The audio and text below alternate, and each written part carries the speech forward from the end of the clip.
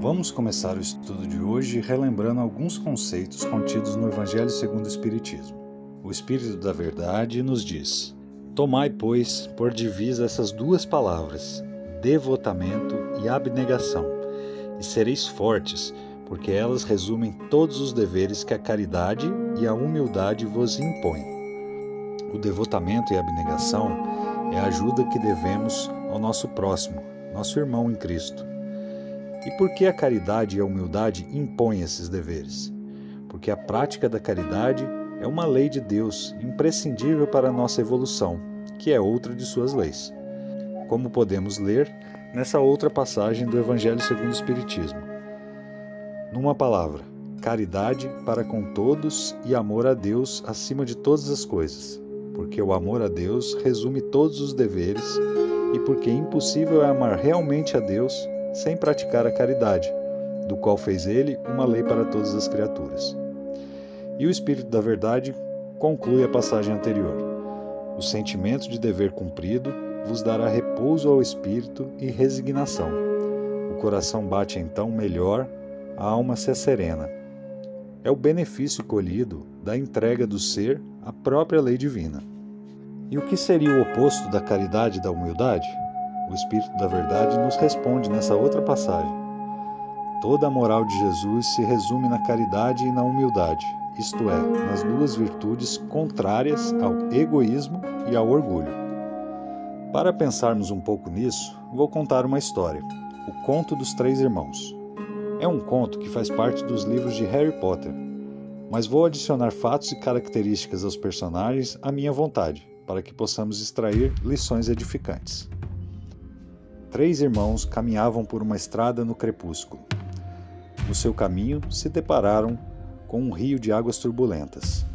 Os irmãos eram versados em magia e, com uma sacudida de suas varinhas mágicas, criaram uma ponte para atravessar o rio.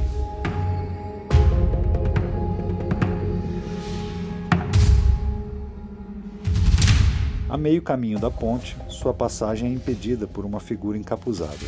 Era a morte.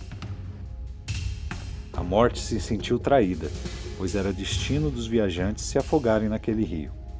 Mas a morte era perspicaz. Ela fingiu parabenizar os viajantes por sua magia e disse que cada um poderia pedir um prêmio por a terem evitado. O mais velho dos irmãos era extremamente orgulhoso. Era forte e habilidoso e gostava de se provar duelando com outros mágicos. Ele pediu então uma varinha mágica mais poderosa do que todas as outras varinhas. A morte então pegou um galho de uma árvore de sabugueiro próxima e entregou ao irmão mais velho. O irmão do meio era extremamente egoísta. Era muito inteligente, mas achava que ninguém mais merecia sua companhia e suas palavras. A única pessoa que havia amado era sua noiva, que morreu cedo antes de se casarem. Ele então pediu à morte algo com que ele pudesse trazer sua noiva de volta. A morte recolheu uma pedra do leito do rio e lhe entregou. O mais novo dos irmãos era humilde e bondoso. Desaprovava o comportamento dos irmãos, mas tinha indulgência para com eles e os amava. Ele pediu algo com que pudesse ir embora daquele lugar sem que pudesse ser seguido pela morte. A morte de má vontade lhe entregou sua própria capa da invisibilidade.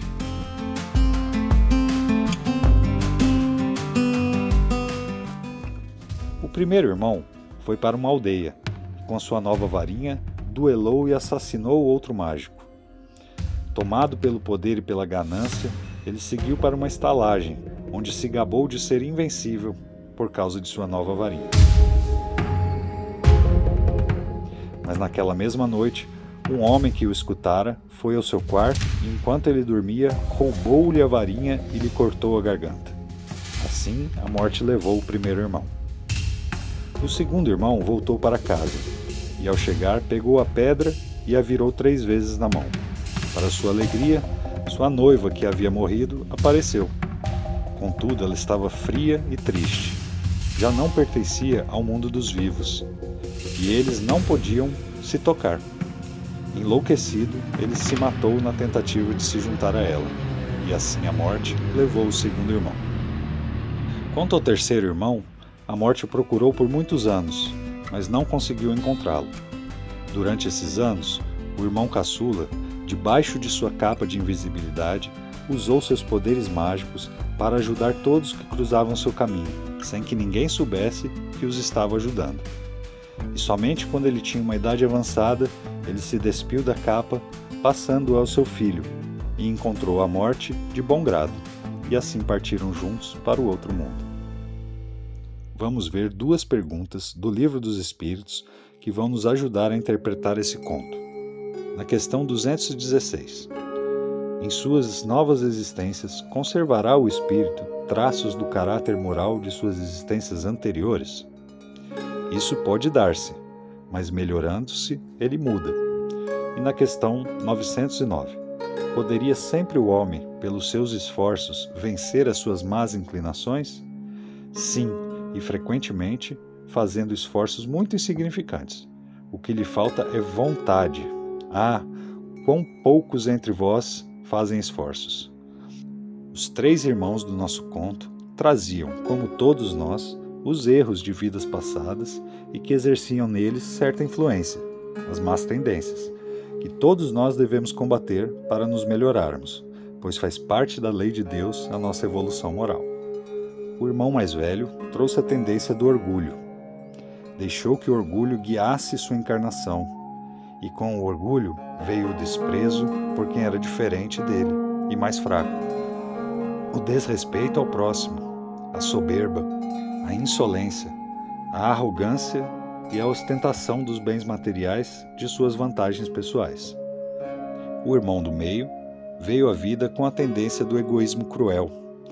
Permitiu que o egoísmo tomasse conta de sua encarnação, e com ele vieram o individualismo e o afastamento da vida social, que é remédio da alma, o egocentrismo, a presunção e a vaidade exacerbada. Os 2 falharam em suas encarnações. Não aproveitaram as provas da vida que poderiam vencer em benefício do próprio melhoramento moral. Foi-lhes entregue, por Deus, uma segunda chance, ao sobreviverem à passagem do rio, mas a usaram para exacerbar suas más tendências, e a providência divina os devolveu ao mundo espiritual para que não prejudicassem outros irmãos, e onde poderiam rever suas faltas com clareza e remorso. Já o irmão mais novo trabalhou a humildade em si, e com ela vieram sentimentos e comportamentos nobres, ao agrado de Deus, como a modéstia, a simplicidade, o desprendimento dos bens materiais, o respeito ao próximo, a caridade e o amor. Ele foi vitorioso em sua encarnação, pois apesar de também ter suas batalhas internas, não se entregou às más tendências e se modificou frente às provas da vida. Ao ganhar uma segunda chance, deu com a mão direita, sem que a mão esquerda soubesse. Passou ao filho as verdades morais de Deus, o que também é uma forma de caridade. E assim ganhou da espiritualidade uma moratória. A sua vida se prolongou por mais tempo do que o destino havia programado, pois onde anda o bem, andam juntas as bênçãos do céu. Faz parte do nosso momento de evolução estarmos encarnados na Terra para convivermos com as diferenças entre nós. Vamos encarar essas diferenças dentro de casa, no trabalho e na rua. E como nós estamos encarando essas diferenças que naturalmente causam conflitos? Não sabemos exatamente em que momento da evolução espiritual estamos, mas com certeza vamos conviver e nos deparar com irmãos mais ou menos evoluídos que nós. A maioria de nós, quando convive com alguém com menos entendimento moral, demonstra impaciência e intolerância. Fazemos um favor e esperamos a gratidão em troca. E quando recebemos a ingratidão, deixamos o coração escurecer. Quando estamos com alguém mais evoluído moralmente, sentimos que nossas reclamações sobre a vida não ganham a atenção devida e acusamos o outro de indiferente e ficamos surdos ao bom conselho. A chave é começarmos a trabalhar em nós o amor ensinado pelo Cristo. Ainda não estamos prontos para o amor incondicional que ele demonstrou por toda a humanidade, mas podemos começar pela compaixão. Podemos olhar para o próximo e lembrarmos sempre que ele também é filho de Deus Pai, assim como nós. Podemos enxergar no próximo seu lado luminoso, seguindo o exemplo de Jesus, que ao cruzar com a carcaça de um cão pela estrada, enquanto seus discípulos reclamavam do mau cheiro, olhou ele para a arcada dentária do animal e exclamou: que dentes lindos ele tinha! Podemos, frente à ingratidão, nos lembrarmos das palavras de Hermance Dufour: é mais jubiloso dar do que receber. Aprendamos. Podemos sentir esse júbilo internamente, ele é uma conquista da alma. E no Evangelho segundo o Espiritismo, um guia protetor diz: se Deus permite por vezes sejais pagos com a ingratidão, é para experimentar a vossa perseverança em praticar o bem. Então não desanimemos, essas provas são da lei de Deus, e perseverar no bem causa o bem em nós mesmos, independente do que o outro sentiu ao ser agraciado pelo seu ato. Ah, mas é tão difícil. Divaldo Franco disse: cada um é o que pode e não o que gostaria de ser.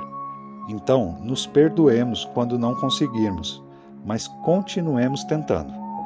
Martin Luther King uma vez disse: eu não sou quem eu gostaria de ser. Ou seja, eu sei que eu posso ser melhor. Eu não sou quem eu poderia ser ainda.